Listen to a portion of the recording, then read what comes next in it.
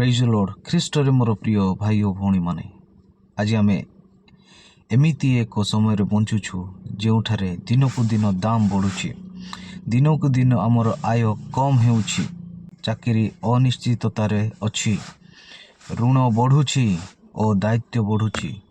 ତ ପ୍ରଶ୍ନ ଏହି ଯେ ଏମିତି ସମୟରେ ଆମେ କିଭଳି ଈଶ୍ୱରଙ୍କୁ ବିଶ୍ୱାସ କରିବା?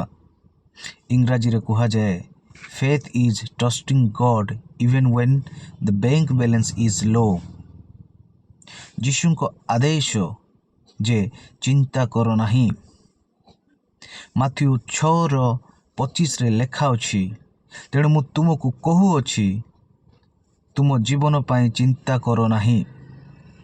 ଯୀଶୁ କହିଲେ ନାହିଁ ଯେ ସମସ୍ୟା ଆସିବ ନାହିଁ, କିନ୍ତୁ ସେ କହିଲେ ଚିନ୍ତା କର ନାହିଁ। ଆମେ ଦେଖିପାରୁଛୁ ପକ୍ଷୀମାନେ କାମ କରନ୍ତି ନାହିଁ, ତଥାପି ଈଶ୍ୱର ସେମାନଙ୍କୁ ଖାଇବା ଯୋଗାଇ ଦିଅନ୍ତି।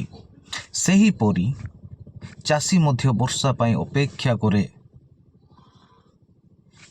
ଛାତ୍ର ଫିଜ୍ ପାଇଁ ଚିନ୍ତା କରେ, ପ୍ରବାସୀ ଶ୍ରମିକ ଘର ଚାଲାଣ ପାଇଁ ଭୟ କରେ।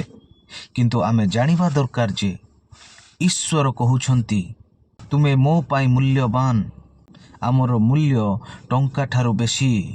ମାଥ୍ୟୁ 6:26 ଲେଖା ଅଛି, ତୁମେ କି ସେମାନଙ୍କ ଠାରୁ ବେଶୀ ମୂଲ୍ୟବାନ ନୁହେଁ? ମୋର ପ୍ରିୟ ଭାଇ ଓ ଭଉଣୀମାନେ, ଟଙ୍କା ଆସେ ଏବଂ ଯାଏ, କିନ୍ତୁ ମୁଁ ଏବଂ ଆପଣମାନେ ଈଶ୍ୱରଙ୍କର ସନ୍ତାନ। ଇଂରାଜୀରେ ଗୋଟେ କଥା ଅଛି, God does not supply according to our salary but according to our righteous। ଯେଉଁ ଈଶ୍ୱର ଇସ୍ରାଏଲ ଲୋକମାନଙ୍କୁ ମାନ୍ନା ଦେଇଥିଲେ, ବିଧବାଙ୍କ ତେଲ ବଢ଼ାଇଥିଲେ, 5ଟି ରୁଟିରୁ 5,000 ଲୋକଙ୍କୁ ଖୁଆଇଥିଲେ, ସେହି ଈଶ୍ୱର ଆଜି ମଧ୍ୟ ଜୀବିତ। ଆର୍ଥିକ ଚାପରେ ବିଶ୍ୱାସର 3ଟି ପଦକ୍ଷେପ। ପ୍ରଥମେ ଈଶ୍ୱରଙ୍କୁ ଖୋଜିବା। ମାଥ୍ୟୁ 6:33 ଲେଖା ଅଛି, କିନ୍ତୁ ତୁମ୍ଭେମାନେ ପ୍ରଥମେ ତାହାଙ୍କ ରାଜ୍ୟ ଓ ଧାର୍ମିକତା ଅନ୍ୱେଷଣ କର, ଆଉ ଏହି ସମସ୍ତ ବିଷୟ ମଧ୍ୟ ତୁମ୍ଭମାନଙ୍କୁ ଦିଆଯିବ। କିନ୍ତୁ ଆମେ ଓଲଟା କରୁଛୁ, ଆମେ ଟଙ୍କା ଖୋଜୁଛୁ, କିନ୍ତୁ ଈଶ୍ୱର କହୁଛନ୍ତି ମୋତେ ଖୋଜ।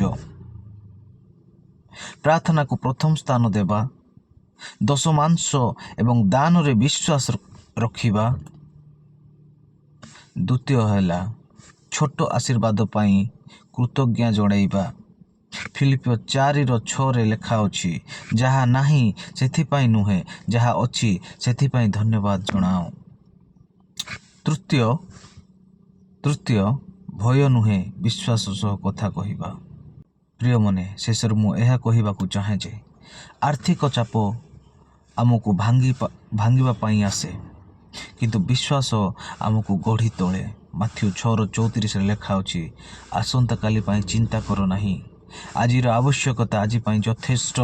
ଆଗାମୀକାଲି ଆମେ ଈଶ୍ୱରଙ୍କ ହାତରେ ଛାଡ଼ିଦେବା।